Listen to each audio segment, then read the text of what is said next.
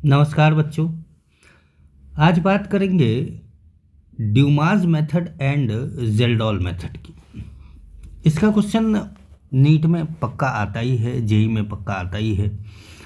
और सबसे बड़ी बात यह है कि ये जो है बच्चा याद करने में कतराता है कि कैसे करें, इसको क्वेश्चन कैसे करा जाए। तो देखिए, बेसिक जो इसके कॉन्सेप्ट हैं कि क्वेश्चन कैसे किया जाए वो बड़ा आसान है। आप पहले से ही जानते हैं इसके बारे में, लेकिन बस आपको याद दिलाना है। तो सबसे पहले बात करते हैं ड्यूमास मेथड की।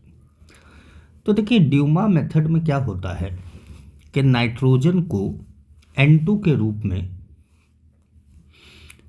रूप में नाइट्रोजन यहाँ पे रिलीज होता है।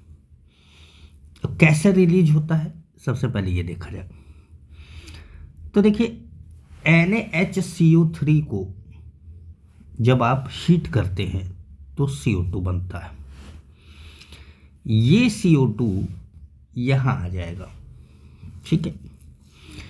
इसको कॉपर गॉज के एक चैम्बर में से पास कराया जाता है। कॉपर क्या करता है, CO जो है वो ऑक्सीडाइज करता है। इस चैम्बर के अंदर हमारा वो ऑर्गेनिक कंपाउंड है जिसमें हमें नाइट्रोजन का एस्टिमेशन करना है कि कितना नाइट्रोजन है, प्लस CO है, ठीक है। अब इस चैम्बर में से जब हम पास कराते हैं इसको CO और ऑर्गेनिक कंपाउंड दोनों को मिला के फर्नेस में से, तो यहाँ पर क्या होता है कि सॉल्यूशन बनता है। जो KOH हमने यहाँ पर ले रखा है, KOH वो CO2 को एब्जॉर्ब कर लेता है और इस जगह पर हमको N2 गैस मिलती है, ठीक है। अच्छा, एक बात का ध्यान रखना है कि अगर ये लेवल और ये लेवल बराबर हो जाए तो आपको प्रेशर नहीं देगा और आपको मान लेना होगा कि यहाँ पर 1 ATM प्रेशर है। प्रेशर नहीं देगा और मान लेना होगा कि 1 ATM प्रेशर है, ठीक है। अब होता क्या है कि जब ऑर्गेनिक सब्सटेंस को CO के साथ, यहाँ पे CO लिया हुआ है, देखिए ध्यान से। ऑर्गेनिक सब्सटेंस को जब CO के साथ रिएक्ट कराते हैं तो कार्बन CO2 में चेंज होता है, हाइड्रोजन H2O में चेंज होता है और नाइट्रोजन N2 में, या कह सकते हैं कि नाइट्रोजन पे कोई फर्क नहीं पड़ता, ठीक है। हमको क्या करना है, नाइट्रोजन का ही मास निकालना है। तो नाइट्रोजन का मास निकालने के लिए क्या करना पड़ेगा आपको कि यहाँ से जो भी नाइट्रोजन निकला है उसका मास कैसे निकाला जाए। तो उसका मास निकालने के लिए आपको PV = nRT लेना होगा, क्योंकि यहाँ पर जो नाइट्रोजन का है, ये जो नाइट्रोजन है, यहाँ पे वॉल्यूम दिया होगा इसका, ऑब्जर्व वॉल्यूम ऑफ नाइट्रोजन, ठीक है। तो PV = nRT से मास निकालेंगे। मास निकाल के नाइट्रोजन का परसेंटेज निकालेंगे, आपका क्वेश्चन आ जाएगा। लेकिन इसको किया कैसे जाए भाई, इस क्वेश्चन को कैसे किया जाए। तो इस क्वेश्चन को करने से पहले ज़रा सा एक पॉइंट ये पढ़ लें कि the basic disadvantage of Dumas method is that the high initial cost, मतलब महंगा होता है, and the small sample size make it difficult to obtain a representative sample. मतलब कम अमाउंट में लेते हैं तो हम रिप्रेजेंट कर नहीं पाते हैं, और ज़्यादा अमाउंट में लेते हैं तो ये बहुत ज़्यादा कॉस्टली हो जाता है, ठीक है। ड्यूमा मेथड का एक लिमिटेशन है, बस इसको याद रखिए। अब आते हैं कि इसका क्वेश्चन कैसे किया जाए। क्या ये बात समझ में आ गई आप लोगों को। यहाँ पे नाइट्रोजन निकलेगा, जो नाइट्रोजन वॉल्यूम के फॉर्म में होगा। आइए एक क्वेश्चन करके आपको दिखाते हैं। 0.30 ग्राम ऑफ ऑर्गेनिक कंपाउंड है जिसने 50 ml नाइट्रोजन दिया है, कलेक्टेड एट 300 केल्विन, ठीक। 300 केल्विन पर इसको आपने कलेक्ट कर लिया। एंड प्रेशर आपको दिया है 715 mmHg। ठीक,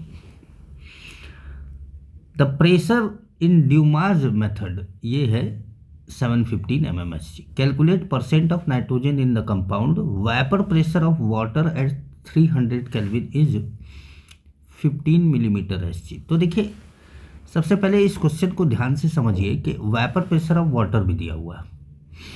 तो जब भी आपको वेपर प्रेशर ऑफ वाटर दे दे, ठीक है, तो आपको प्रेशर ऑफ नाइट्रोजन गैस अगर आपको निकालना है तो टोटल प्रेशर जो दिया हुआ है उसमें से वाटर का वेपर प्रेशर माइनस कर दीजिए, तो ये mmHg आ जाएगा। ठीक है, अब आप PV = nRT लगा दीजिए। तो PV = nRT जब आप लगाएंगे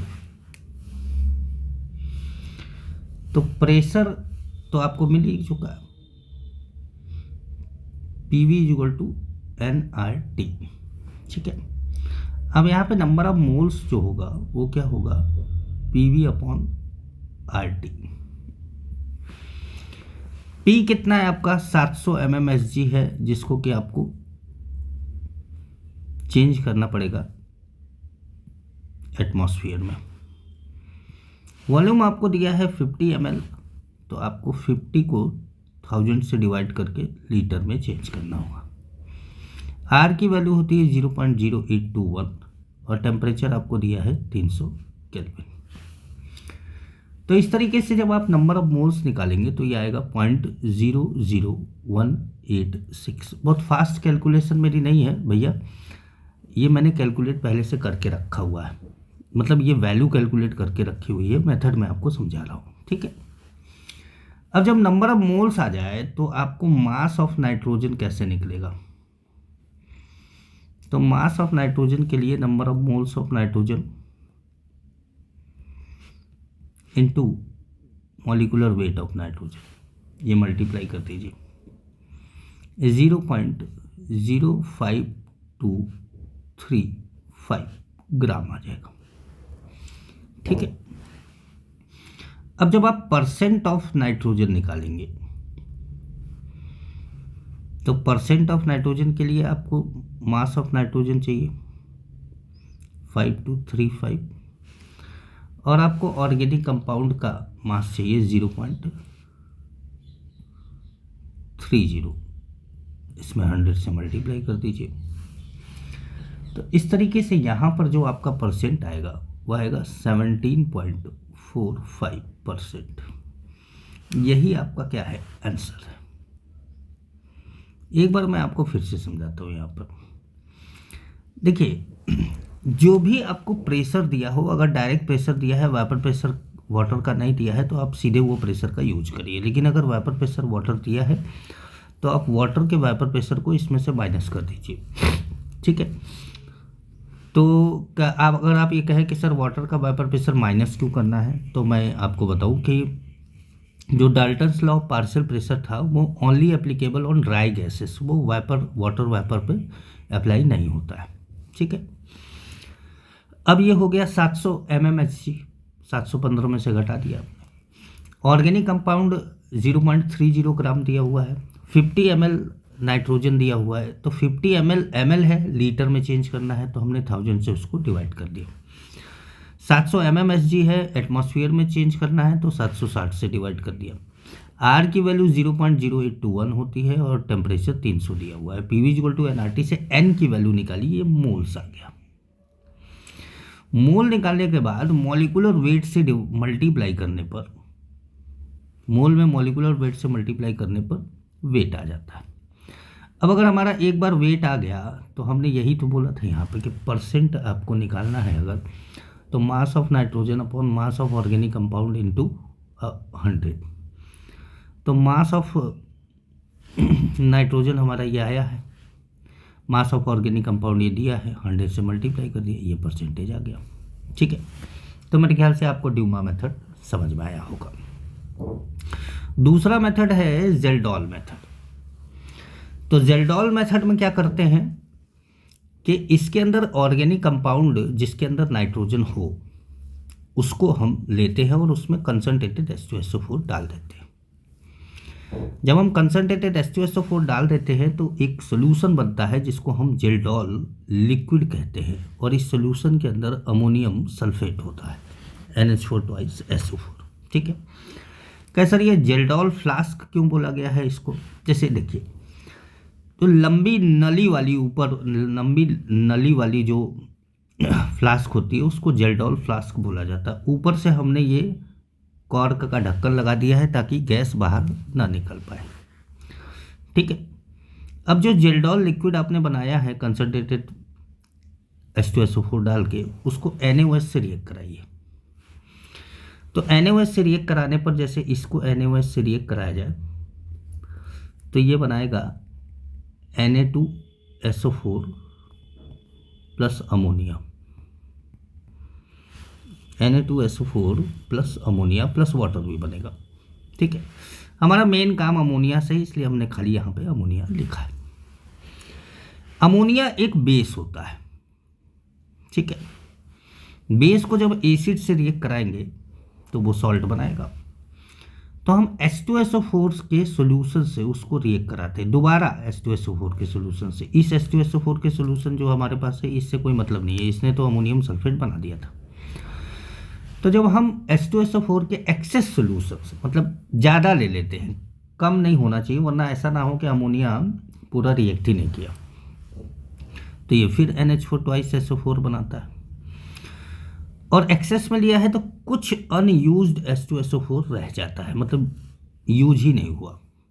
जो अनयूज्ड H2SO4 है उसको न्यूट्रलाइज करने के लिए बाद में NaOH डाला जाता है।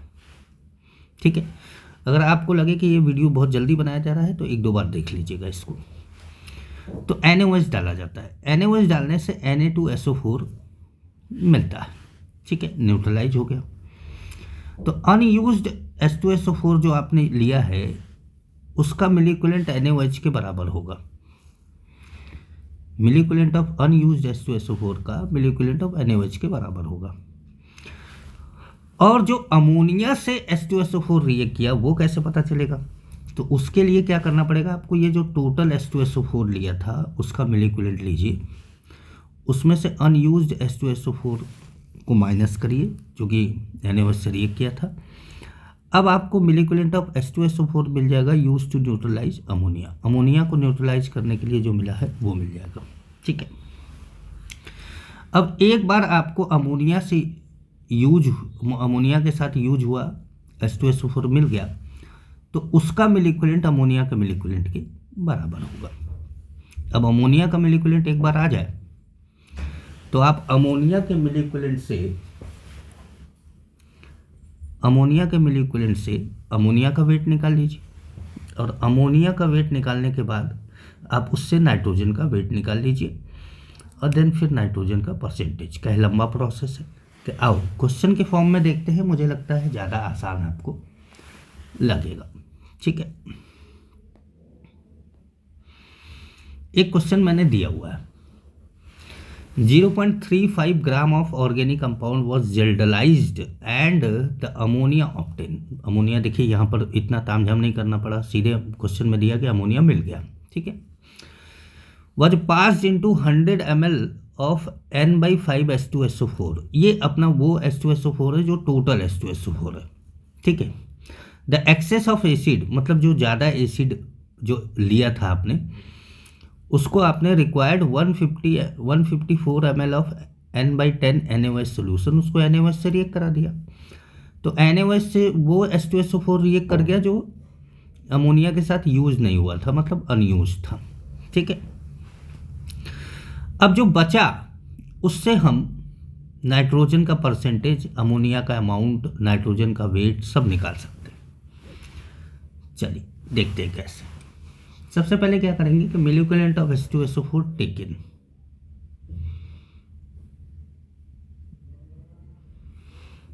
मिलिक्युलेंट ऑफ H2SO4 टेकन कितना लिया है? हमने लिया 1/5 n इंटू वी करते हैं ना, 1/5 इंटू 100, ये आ गया 20। ठीक है। दूसरे केस में हमने क्या किया कि मिलीक्यूलेंट ऑफ NaOH,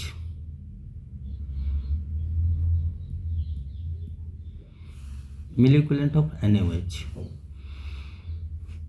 वो कितना है, वो है 1/10 इंटू 154, ये आ गया 15.4।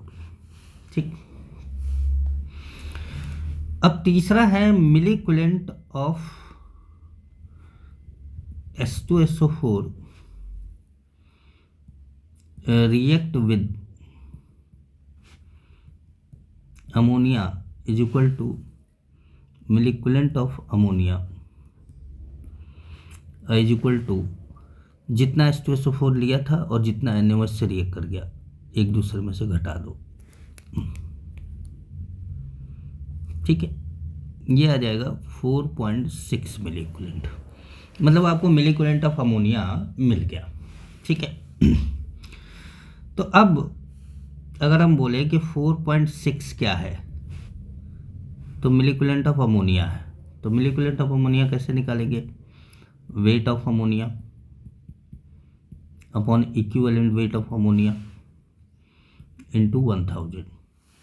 ठीक है। तो इससे जो वेट ऑफ अमोनिया निकलेगा वो कितना निकलेगा, 0.0782 ग्राम। ये वेट ऑफ अमोनिया निकल गया। 17 से मल्टीप्लाई कर दीजिए, 1000 से डिवाइड कर दीजिए। अब आप सोचिए 17 ग्राम NH3 हैज 14 ग्राम नाइट्रोजन, तो 0.0782 ग्राम NH3 में कितना होगा। तो आप इसको कैलकुलेट करने के लिए क्या करेंगे, 0.0782 इंटू 14/17 कर देंगे, तो आ जाएगा 0.0644 ग्राम। ये नाइट्रोजन आ गया। अब आपको निकालना है परसेंट ऑफ नाइट्रोजन। तो परसेंट ऑफ नाइट्रोजन के लिए वेट ऑफ नाइट्रोजन 0.0644, और ऑर्गेनिक कंपाउंड का वेट कितना था, ऑर्गेनिक कंपाउंड का वेट था 0.35 ग्राम इंटू कितना 100, तो ये आ गया 18.4% नाइट्रोजन। ये आपका आंसर हो गया। ठीक है, एक बार मैं फिर आपको समझा देता हूँ कि सबसे पहले आपको क्या करना है कि जो H2SO4 आपने लिया था, पूरा H2SO4, उसका मोलिक्यूलर निकाल लीजिए। फिर जितना H2SO4 NaOH से रिएक्ट किया उतना ही NaOH का मोलिक्यूलेंट होगा। तो NaOH से रिएक्ट किया हुआ H2SO4 टोटल H2SO4 में से घटा दीजिए, तो ये जो 4.6 आया है ये H2SO4 वो आया है जो अमोनिया से रिएक्ट किया है। ठीक है, तो अमोनिया का जो मोलिक्यूलेंट है वो 4.6 है। तो मोलिक्यूलेंट का फॉर्मूला होता है weight upon equivalent weight into 1000। बहुत से फॉर्मूले होते हैं, नॉर्मलिटी इंटू वॉल्यूम इन मिलीलीटर, वो ऊपर वाले में यूज किया था हमने, तो ये हमने कर लिया। ठीक है, इस तरीके से हमको वेट ऑफ अमोनिया मिल गया। अब वेट ऑफ अमोनिया से हमने निकाल दिया वेट ऑफ नाइट्रोजन, ठीक है, यूनिटरी मेथड से। अब वेट ऑफ नाइट्रोजन से हमने परसेंट ऑफ नाइट्रोजन निकाल लिया। तो इस तरीके से आपने क्वेश्चन को सॉल्व कर लिया। ठीक है, अच्छा एक बात का ध्यान रखिएगा कि जेल्डॉल मेथड के कुछ लिमिटेशन होते हैं, और वो लिमिटेशन क्या होते हैं वो बड़े ध्यान से समझना। Kjeldahl method not suitable for compound containing nitrogen in azo. Azo का मतलब होता है ये एजो हो जाता है। नाइट्रो ग्रुप मतलब NO2, और इन रिंग जैसे पिरिडीन है, पायरोल है, क्विनोलिन है। तो इसका एस्टिमेशन आप जेल्डोल से नहीं कर सकते। In these cases the nitrogen can not be converted into ammonium sulphate. भाई NH4 ट्वाइस SO4 में कन्वर्ट नहीं होगा तो NaOH रिएक्ट नहीं करेगा, तो इसीलिए हम इनका यूज नहीं करते। तो बहुत बड़े ध्यान से समझिएगा कि कौन कौन रिंग वाले, एजो वाले और नाइट्रो ग्रुप वाले। ठीक है, जैसे रिंग वाले में मैंने आपको बोला कि रिंग वाले में जैसे मैंने बोला आपको कि पिरिडीन नहीं लेना है आपको, पायरोल नहीं लेना है आपको, ठीक है, क्विनोलिन नहीं लेना है आपको। समझ गए आप? जैसे आपको NO2 अगर कहीं लगा है तो वो नहीं लेना है। अगर कहीं आपको ऐसा मिलता है,